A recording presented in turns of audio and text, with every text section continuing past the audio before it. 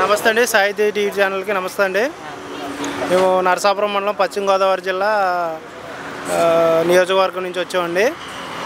అయితే మేము 89 మంది కూలి పనులు చేసుకుంటూ ఒక వ్యక్తికి శంకర్ శ్రీనివాస్ అతని భార్య మొత్తం ఒక నలుగురు కలిసి మేమందరం కూడా చీట్లు కట్టామండి. వాళ్ళకి 1 సంవత్సరం నుంచి ఎవరికి పాటలు ఏమి ఇవ్వకుండా తానే పాడేసుకుంటున్నాడంటే ఎవరికి డబ్బులు ఇవ్వలేదు. సంవత్సరంన్నర తర్వాత పరారైపోయి నా దగ్గర డబ్బులు లేవు, నేను మీకు ఎవరికి డబ్బులు సరిపెట్టలేని చెప్పాడండి. మేమందరం స్థానిక పోలీస్ స్టేషన్లో అతనిపైన ఎఫ్ఐఆర్ కూడా ఫైల్ చేయించాం. కానీ స్థానికంగా ఉన్న పోలీసులు కానీ సిఐ కానీ ఎవరో కూడా పట్టించుకోలేదండి. ఆయన కనీసం తీసుకెళ్లి స్టేషన్లో కూడా పెట్టలేదు.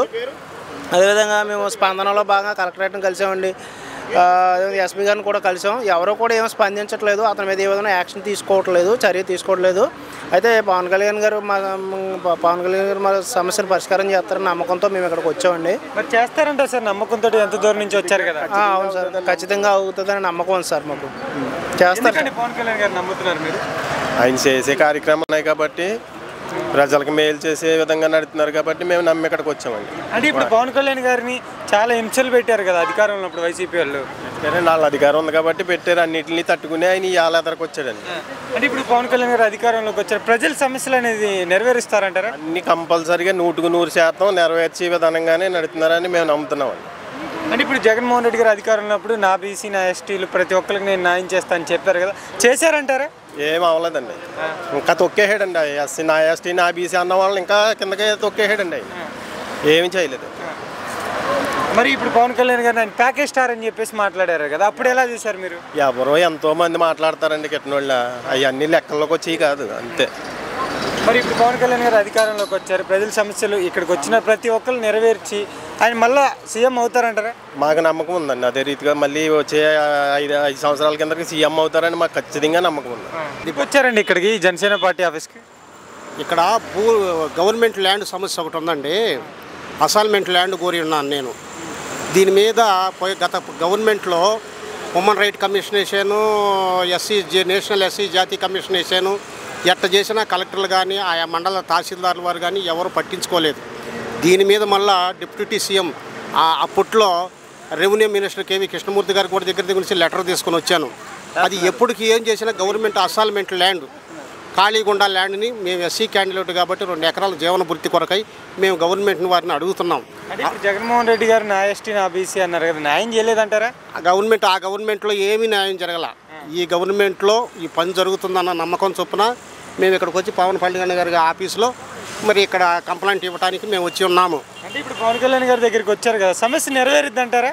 నెరవేరుద్దని 99% మాకు నమ్మకం ఉన్నది. ఎందుకండి పవన్ కళ్యాణ్ గారిని నమ్ముతున్నారు అసలు మీరు?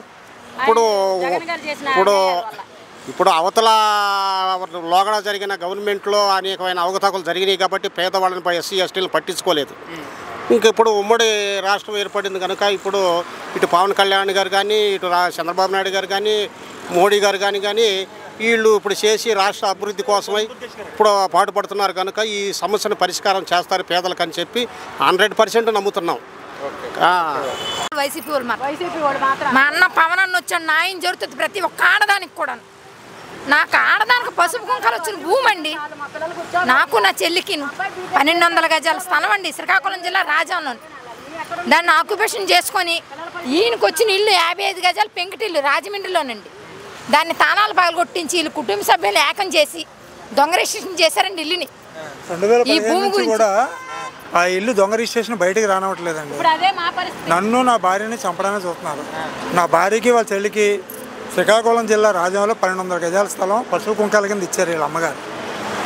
పసుపు కుంకాలు ఇచ్చిన స్థలాన్ని వైసీపీ వాళ్ళు పసుపు కుంకాలు అంటే చంద్రబాబు నాయుడు గారు అధికారంలో అలా కాదండి, పసుపు కుంకాల కింద రాసిచ్చారు. వీళ్ళ తల్లి సొంత ఆస్తి. ఆ శ్రీకాకుళం జిల్లా రాజం, మేము రాజమండ్రిలో ఉంటాం. రాజమండ్రిలో వైసీపీ వాళ్ళు ఆ స్థలాన్ని ఆక్రమించారండి. అక్కడ నాకు వచ్చిన ఇల్లుని తాళాలు పగలగొట్టేసి అది దొంగ రిజిస్ట్రేషన్ చేయించారు. అక్కడ మమ్మల్ని చంపాలని చూస్తే 2016లో రాజమండ్రి నుంచి కాకినాడ పారిపోయి వచ్చామండి నా భార్య నేను. కాకినాడలో కూడా ప్లాన్ చేశారు చంపడానికి. అంటే ఇప్పుడు పవన్ కళ్యాణ్ గారు అధికారంలోకి వచ్చారు, సమస్యలను తీసుకుంటారంటారా? ఆయన కంపల్సరీగా చేస్తారని నా నమ్మకం మాకు ఉంది. ఎందుకంటే మొన్న ఈ సమస్యలు తట్టుకోలేక మేము సచివాలయం దగ్గరికి వెళ్ళామండి. చంద్రబాబు నాయుడు గారు కూడా తెలియజేద్దాం విషయాన్ని. బ్యాంకులో డాక్యుమెంట్స్ ఎత్తేసారు సార్. ఆ ఇల్లు దొంగ రిజిస్ట్రేషన్ చేశారు, భూమిని ఆక్యుపై చేశారు. బ్యాంకులో మా ఈ 2 డాక్యుమెంట్స్ ఎత్తేసారు. ఒరిజినల్ డాక్యుమెంట్ ఎత్తేసి ఫేక్ డాక్యుమెంట్స్ పెట్టారు. ఆ విషయం చెప్పడానికి మేము సచివాలయం దగ్గరికి వచ్చాం 26వ తారీఖున కింద నెల 6వ నెలలో 24వ తారీఖు సచివాలయంలో కలవడానికి వచ్చాం. డిప్యూటీ సీఎం గారిని, పవన్ కళ్యాణ్ గారిని, చంద్రబాబు నాయుడు గారిని అంటే ఇష్యూ చెప్తామని. అక్కడ కూడా మమ్మల్ని బ్యాక్ గేట్ దగ్గర బంధించారండి 2:30 వరకు. బ్యాక్ సైడ్ పోలీసు కలవనివ్వకుండా, అంటే ఇష్యూలన్నీ ఎక్కడ బయటకు వస్తాయని ఈ వైసీపీ ఇన్ఫ్లుయెన్స్ తోటి మమ్మల్ని కలవనివ్వకుండా చేశారు. అక్కడ మొన్న ఇంకా తట్టుకోలేక పవన్ కళ్యాణ్ గారు ఆఫీస్ దగ్గర ఆత్మహత్య ప్రయత్నం చేసుకున్నాను మా ఆవిడ. ఎందుకంటే మా బాధలు మేము తట్టుకోలేకపోతున్నాడు. బాధలు ఎప్పుడైతే చంపేద్దామని చూస్తున్నారు. ఇంట్లో నైట్ టైము ఇంట్లో పాయిజన్ స్ప్రేలు వదులుతున్నారండి. అంటే ఇష్యూలన్నీ బయటకు ఎక్కడికి వస్తాయని చెప్పి నైట్ టైం హౌస్ ఓనర్స్ని పట్టుకొని పాయిజన్ స్ప్రేలు వదులుతున్నారండి. గుండె అంతా నీరసం వచ్చేస్తుంది. సరే ఇంకా పవన్ కళ్యాణ్ గారికి ఆర్జీ ఇద్దాం, మరి ఆయన మాకు న్యాయం చేయాలి, ఇచ్చామండి. మరి ఇప్పుడు పవన్ కళ్యాణ్ గారు అధికారంలోకి వచ్చారు, ఎలా ఉంది సార్ ఆయన పరిపాలన అనేది? ఇంకా ఇంతవరకు ప్రజలు పాజిటివ్గానే ఉన్నారండి. ఇంకా భవిష్యత్తులో చూడాలండి అన్నది ఏ విధంగా నడుస్తుంది అనేది. అన్న అయితే దేశం గురించి ఆలోచించే నాయకుడు అండి. ఆయన స్థాయి చాలా ఈ స్థాయి కాదు, సీఎం నెక్స్ట్ లెవెల్ సీఎం అయ్యే స్థాయి కూడా ఉంది అన్నది. ఖచ్చితంగా యూత్ని చాలా విషయాల్లో ముందుకు తీసుకువెళ్తారు. సైన్స్ అండ్ టెక్నాలజీ అంటే గ్రామీణ విషయాల్లో కావచ్చండి. రైతులు కొద్దిగా న్యూ టెక్నాలజీ ద్వారా వాళ్ళకి రైతాంగాన్ని లబ్ధి పొందే విధంగా కొత్త టెక్నాలజీ తీసుకురాగలే శక్తి అన్నకు ఉన్నది. యువతరాన్ని కలుపుకొని పోయి పవన్ కళ్యాణ్ గారు దీన్ని సాధిస్తారని చాలా ప్రగాఢమైన విశ్వాసం నాకున్నది. అంటే ఇప్పుడు పవన్ కళ్యాణ్ గారు అధికారంకి వచ్చిన తర్వాత కూడా కొంతమంది చాలామంది వైసీపీలో ఆరోపణలు చేస్తున్నారు కదా, అది కరెక్ట్ అంటారా? లేదండి, ఇప్పుడే కదా అండి వచ్చింది అన్న అధికారంలోకి. ఇప్పుడు వచ్చి 3 నెలలు 4 నెలలు అవుతుంది. మీరు ఏదో 3 ఏళ్ళు 4 ఏళ్ళు అయింటే మీరు మాట్లాడినా బాగుంటుంది. మీరు ఇంకా చూడకుండానే ఆరోపణలు చేయడం చాలా తప్పు అండి. అది ఇంకా ఇవి చెప్పండి. పవన్ కళ్యాణ్ గారి గురించి అసలు చెప్పాలంటే మీరు ఏం చెప్తారండి? అన్న కింగ్ దగ్గర మనము ఆయన చేయాలి, ఖచ్చితంగా చేస్తాడు. మాట ఇచ్చాడంటే చేసి తీరుతాడు. అదే నమ్మకం అండి, వేరేది ఏం లేదండి. చెప్పండి. నమస్కారం. పవన్ కళ్యాణ్ గారు మాకు స్థలం ఇచ్చారు, సెంటున్నర. ఇల్లు కట్టుకుంటాను లేదు. ఇప్పుడు చంద్రబాబు నాయుడు గారు ఇచ్చారు. చంద్రబాబు నాయుడు ఇచ్చిన స్థలమే ఇల్లు కట్టుకోవాలి. ఆయన ఇచ్చిన ఇప్పుడు దాకా కట్టినానన్న మధ్య తరగతి ఏమి లేదు. ఇద్దరు ఇదే మా మిస్సెస్ మంచాన్ని ఉంది. 2 ఆడపిల్లలు, ఒక అమ్మాయి ఇంటర్ చదువుతుంది, ఒక అమ్మాయి ఇంటికాడ వాళ్ళ అమ్మని చూసుకుంటుంది. నేను పప్పుండ్లో అమ్ముకొని బతికించుకుంటున్నా. నాకు ఇల్లు కట్టుకున్నాను కాస్త సాయం చేయండి. అది ఇప్పుడు ఏమైంది? ఆ ఇల్లు ఉంది, స్థలం ఉంది, కట్టుకోవడానికి ఏమన్నా కాస్త సాయం చేస్తే కట్టుకుంటాను. అది సాయం చేస్తారా పవన్ కళ్యాణ్ గారు? చేస్తారని నమ్మకంతో వచ్చాను. ఆయన నమ్ముతున్నా ఆయన్ని. ఏమో నా నమ్మకం కలిగింది, ఆయనకు చేస్తారు నాకు ఖచ్చితంగా అని ఆయన మీద.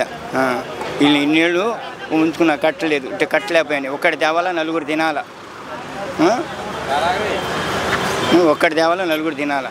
సంపాదించేవాళ్ళు ఆడపిల్లలు 2. మేము సాయిబులు బయటికి పంపి ఇంట్లో ఉంటామే. అది అందుకోసం ఇక ఆయన సహాయం చేస్తే ఇల్లు కట్టుకుంటాం, ఆయన పేరు చెప్పుకుని ఉంటాం. అది మీ సమస్య అంటే ఏంటి? మీ భూమి మీ చట్టంలో మా నాన్నగారిది స్థలం కబ్జా చేసేసారు. పొలం తండ్రిది తల్లి వరకు వచ్చింది. జరిగిందమ్మా ఈ స్థలం? ఇది భూమి చట్టం అని పెట్టారు కదండి జనవరిలో, రిజిస్ట్రేషన్ అని, రూపాయి రిజిస్ట్రేషన్ అని, అందులో జరిగింది. అంటే వైసీపీ ప్రభుత్వం అందులోనే జరిగింది. కొమ్మూరు వెంకటేశ్వరరావు అని ఆయన, విఆర్ఓ రాజేష్, ఇద్దరు కలిసి అవతల 4 అన్నదమ్ములకి రాసేశారు. ఒక మనిషి వచ్చంట మా చెల్లెళ్ళకి మా తమ్ముళ్ళకి రాసేయండి అంటే వాళ్ళు రాసేశారంట. మేము 3 నెలల నుంచి తిరుగుతుంటే ఒక కాగితం కూడా ఇవ్వట్లేదు. అమ్మ ఇదే సమస్య మరి జగన్మోహన్ రెడ్డి గారు అధికారం ఉన్నప్పుడు వెళ్ళారా? అసలు మాకు తెలియలేదండి, తెలియనిలా. జోగి రమేష్ గారు చేశారంట. ఆయన చేయించాడు, ఆయన చేయమంటే మేము చేసామంటున్నాడు విఆర్ఓ గారు. కొమ్మూరి వెంకటేశ్వరరావు అని ఆయన దస్తావేజులు రాస్తారు, వాళ్ళ ద్వారా అడ్డదారుల్లో రాసేశారు. మరి ఇప్పుడు పవన్ కళ్యాణ్ గారు అధికారంలోకి వచ్చారు, ఎలా ఉందమ్మా మరి పవన్ కళ్యాణ్ గారు? ఇప్పుడు లోకేష్ గారిది కానీ చంద్రబాబు బాగుంది. వీళ్ళే ఉండాలి అధికారంలో, వాళ్ళకి రాకూడదు అసలు. వైసీపీ అనేది అధికారంలో వస్తే అడుక్కు తింటారు జనం. అది మరి జగన్మోహన్ రెడ్డి గారు మంచి చేశారు కదా. ఏం మంచి చేశారు? పథకాలు ఇచ్చి సోమరపోతులు చేశారు జనాలు, అంతే. మా ఆస్తులన్నీ దెబ్బేశారు అంతే. ఇప్పుడు ఆయన 70 ఏళ్ళండి ఆయనకి, మా నాన్నగారికి. మరి ఆయన ఈరోజు కూడా కూలి పని చేసుకొని బతుకుతారు. మా అమ్మగారికి కిడ్నీ ఇన్ఫెక్షన్ ఉంది, ఆమెకి నెలకు 500 మందులకే అవుతాయి, 5,000. వాళ్ళ భూమి లాగేసుకున్నారు. ఏం చెప్పాలి? ఇల్లు లాగేసుకున్నారు, వాళ్ళు ఇల్లుగా వస్తే ఇల్లు లాగేసుకున్నారు. మరి ఇక్కడ ఈ జనవాణి కార్యక్రమంకి వచ్చారు, న్యాయం చేస్తారంటారా? చేస్తారు. పవన్ కళ్యాణ్ గారు కంపల్సరీ చేస్తారు. పోలీసుల ద్వారా ఆయనకి జరిగింది అన్యాయం, మాకు జరిగింది, అందరూ ప్రజలందరూ తిరగబడింది. అందుకనే ఈసారి ఇంకా జీవితంలో ఓటు అనేది వైసీపీకి వెయ్యం మేము. అది బాగా బుద్ధి చెప్పాడు. ఒక్కసారి చూడని మమ్మల్ని ముంచేశారు. మా ఇళ్ళు తీసేసి పార్కులు కట్టారు, అది ఆ ఇళ్ళు కూడా లాగేసుకున్నారు. వైసీపీలో అంత మోసం అండి, మొత్తం మోసమే, తాగా కుట్ర. అది వచ్చాడంటే ఈసారి మాత్రం మొత్తం అందరు ఆస్తులు అమ్మేస్తాడు ఆయన. జగన్ గారు కంపల్సరీ అమ్మేస్తాడు. మాకు తెలియకుండా మా నాన్నగారికి రాసి ఇచ్చిన ఆస్తి కబ్జా చేసేసారంటే ఇంకేం చెప్పాలి మేము? చెప్పండి, న్యాయం ఇక్కడే కనబడుతుందిగా.